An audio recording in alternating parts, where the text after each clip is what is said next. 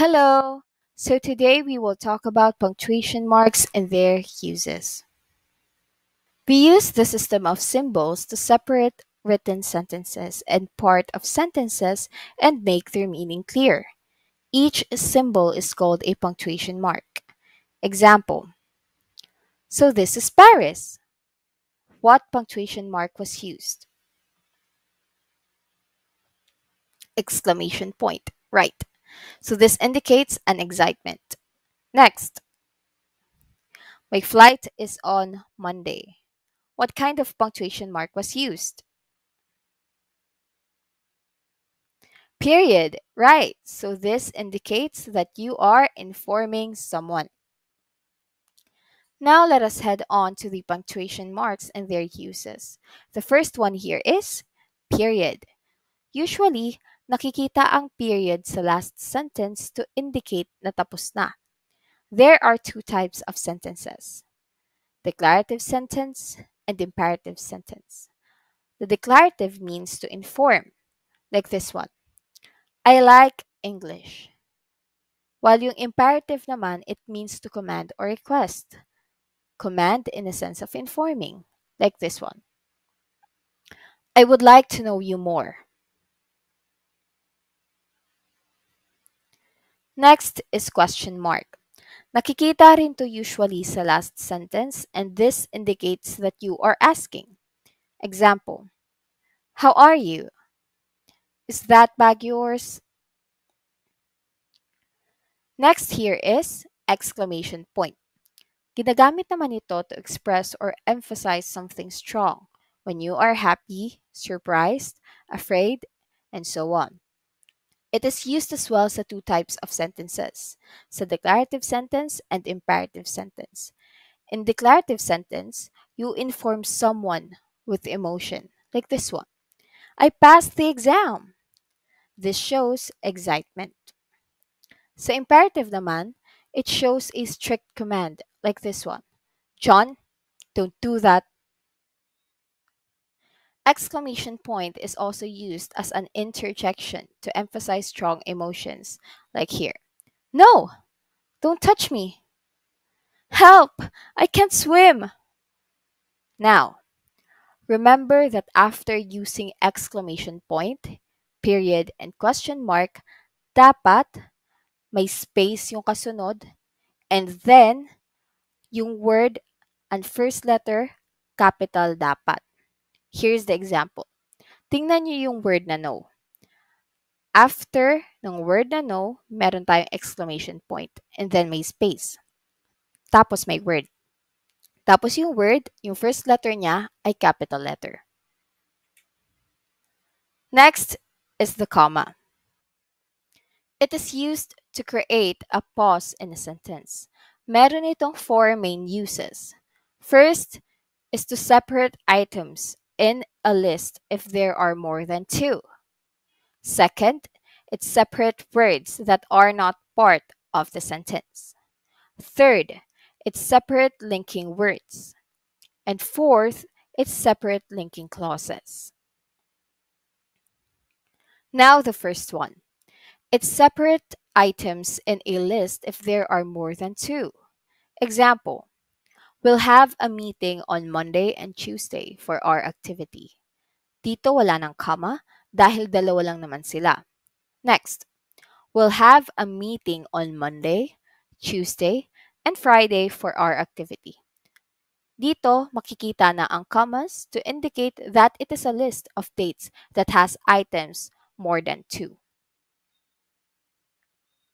The second use of comma is to separate the items na hindi part ng sentence.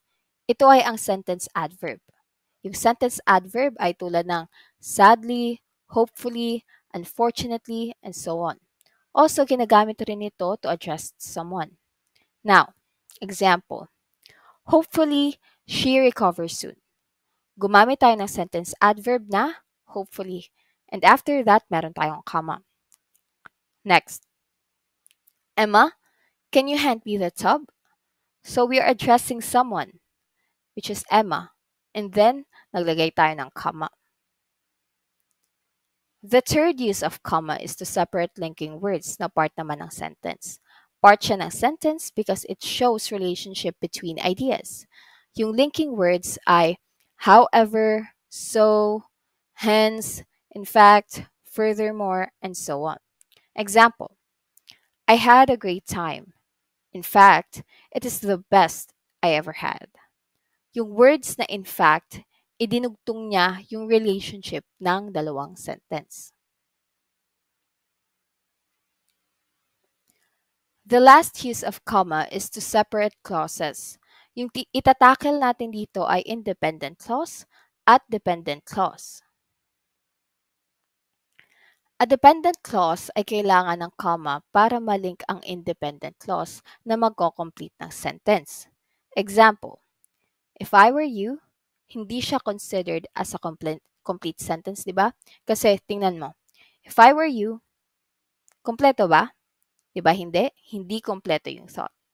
So to make it a complete sentence, magdudugtong tayo ng independent clause. Ang independent clause ay kaya niyang tumayo mag-isa. So yung dinugtong natin na independent clause ay, I would quit that job. So let us read it. If I were you, I would quit that job. Now, we have a complete sentence. Remember that nagiging dependent clause siya kung nagsisimula sa subordinate conjunction yung sentence, tulad ng if, before, and since. In this case, nagsisimula siya sa if. Ang independent clause naman ay kailangan ng comma at coordinating conjunction kung gusto siyang i-connect sa isa pang independent clause. Let's see here in the example. Jose offered a chair. I declined it. So may dalawang complete sentence na dito. Dalawang independent clause. So to make it as one sentence, we will add a coordinating conjunction. Let's see how it goes now. Jose offered a chair, but I declined it. So dito, independent clause, and then comma, space, coordinating conjunction, plus independent clause again. Another kind of punctuation mark that creates a pause is a semicolon. Semicolon is used to combine independent clauses na completely related, pero yung pangalawang independent clause ay hindi ine-emphasize ang first independent clause.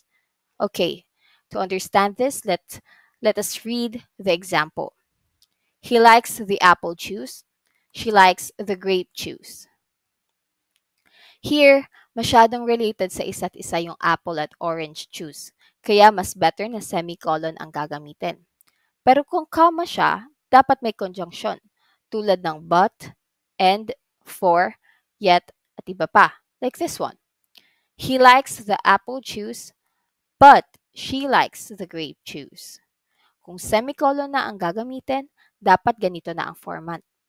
Independent clause, semicolon, space, and then independent clause. So magiging ganito na siya. He likes the apple juice. She likes the grape juice. We use also semicolon when there is a conjunctive adverb. Bakit? Dahil usually after using a conjunctive adverb tulad ng moreover, however, finally, and so on, nasusundan sila ng comma. Remember this example? I had a great time. In fact, it is the best I ever had. So to make this a one sentence, we will replace the first period with semicolon. Now it is read as, I had a great time. In fact, it is the best I ever had. Kung semicolon closely related lang at yung pangalawang independent clause hindi dinidescribe yung first, opposite naman ang colon. Dahil ang gamit nito ay to emphasize or suportahan yung main clause. Example, he received 3 gifts, a bag, shirt, and cup. Next, all her efforts paid off after the performance. You can hear the crowd cheer her name. Last, it was explained by Father Rogelio in his book saying that ginagamit rin itong colon, pag maglalagay tayo ng mahaba na quotation. Notice that the first independent clause, yung mga nauuna before comma, ay complete na yung thought. Pero mas nagkakaroon pa sila ng emphasis sa second na independent clause. Also, remember that after using comma, semicolon, and colon, dapat may space. And small letter naman yung kasunod kasi part pa rin siya ng sentence at pause lang naman. Hindi naman siya long stop katulad ng period.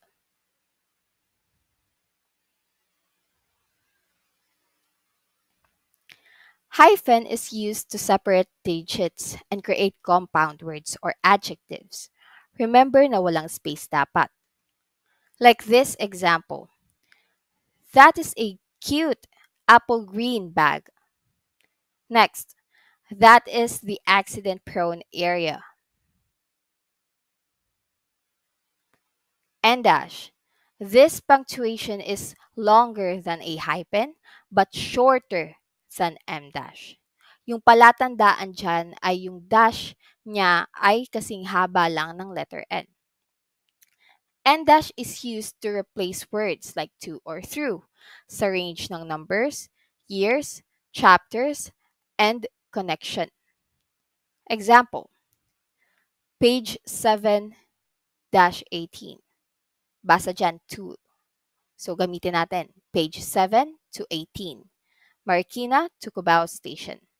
Kapag meron namang word na before or from, like before Marikina, ganon, or from Marikina, dapat hindi na dash na yung gagamitin. Dapat yung word na to na talaga, yung TO, gagamitin mo talaga. Like, from page 7 to 18, from Marikina to Cubao Station. Ganon. Now, M dash. This punctuation naman is the longest of the three. Ang palatandaan ay kasing haba niya ang letter M. Okay? At unlike sa naunang dashes, ito ay mayroong spaces before and after. Ang gamit ng M dash ay to replace comma or colon para mas ma-emphasize ang gustong i-deliver ng sentence. Remember na ginagamit ito after ng independent clause. Like dito sa example, we have been married for a long time, more than 20 years. After the word time, merong space at after ng M dash ay may space na naman. Yung thought rin ay independent clause kaya applicable na gamitin ang M dash. The punctuation brackets naman are used to clarify a quotation. But pag tinanggal sila, nagme-make sense pa rin naman ang sentence. Yung brackets ay nasa loob talaga ng mismong quotation. Remember ha? So, it is used to clarify, comment, or translate. Pag di siya direct quote, pag walang quotation marks, hindi dapat bracket ang gagamitin. Look here sa example. She said, my sister, Eve, hates math. Another one. She sleeps, dream, while being awake, alive. So dito, in-emphasize na yung sister niya, which is si Eve, hates math. Pero pag tinanggal natin yung Eve, tapos yung bracket, kompleto pa rin yung thought. Pero dahil dito, naintindihan natin kung sinong sister yung tinutukoy niya. Sa susunod naman, yung she sleeps, na intindihan natin na yung ibig sabihin ng sleeps ay dream. So, ganun din sa awake. Naintindihan natin na alive. Pero pag tinanggal naman yung dream, pati yung alive, complete thought pa rin siya. Pero dahil dito sa bracket, pati sa thought na nasa loob ng bracket, mas naintindihan natin siya.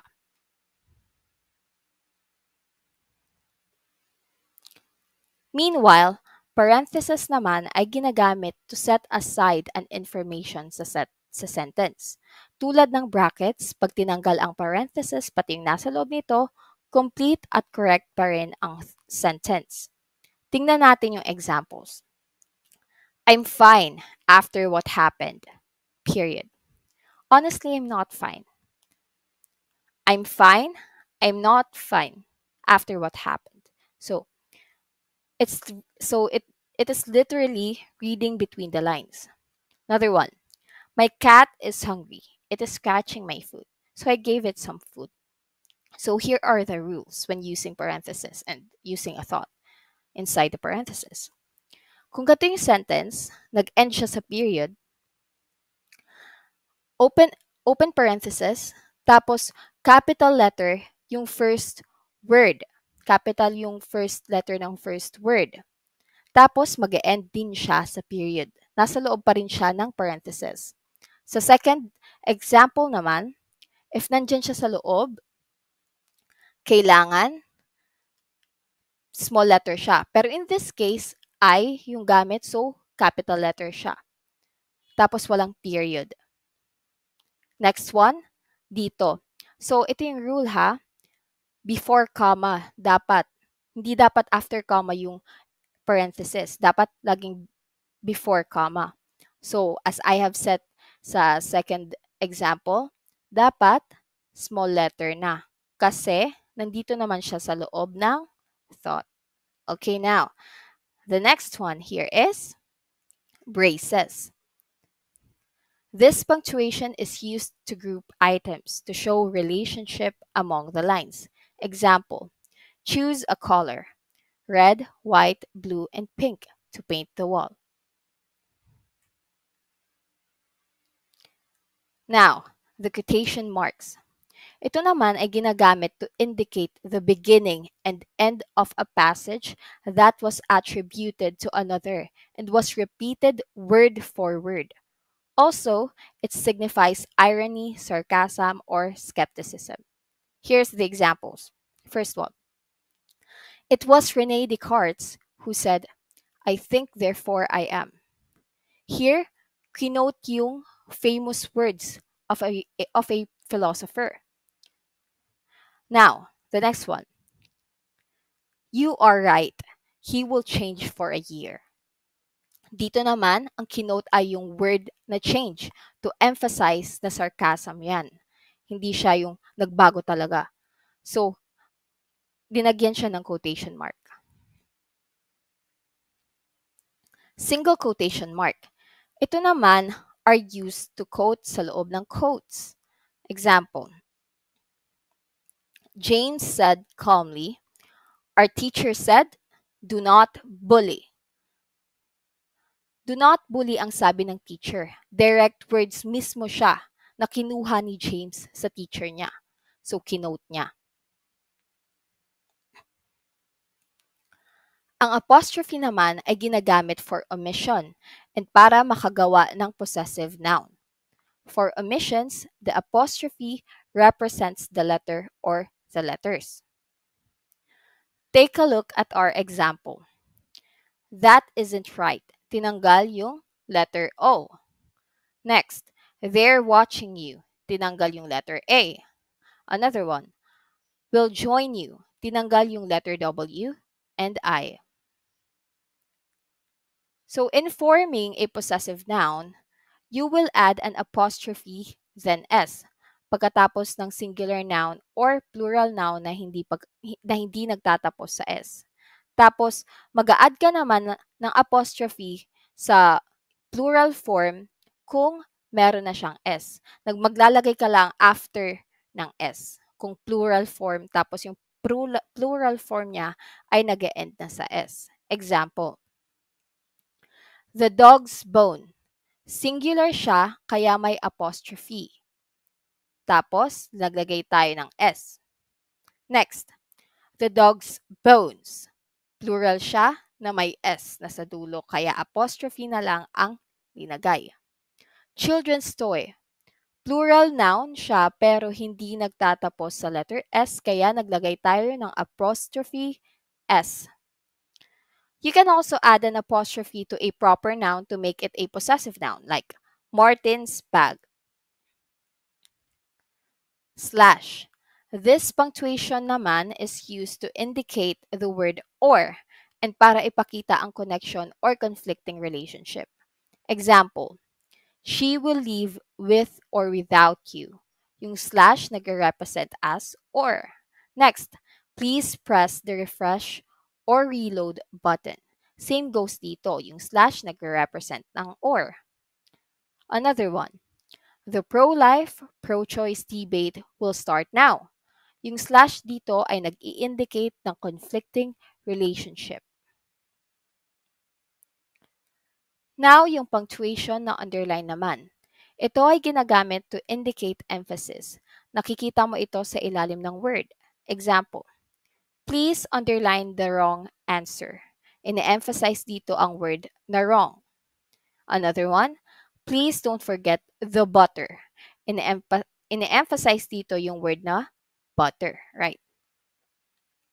So, ang punctuation na underscore naman ay ginagamit for email address, file names, and URLs. Example, jinx underscore zen at notrealmail.com. Another one, image underscore tb dot jpeg. Lastly, ellipses. Ito ay ginagamit naman kapag nagtatanggal or nag-uumit ng word, phrase, line, paragraph, or more from a quoted passage.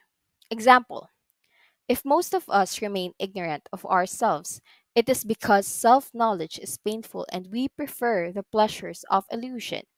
Dito makikita na full quote siya. Ito naman ang itsura niya kapag may inumit na phrase. Notice na same pa rin yung thought. If most of us remain ignorant of ourselves, it is because we prefer the pleasures of illusion.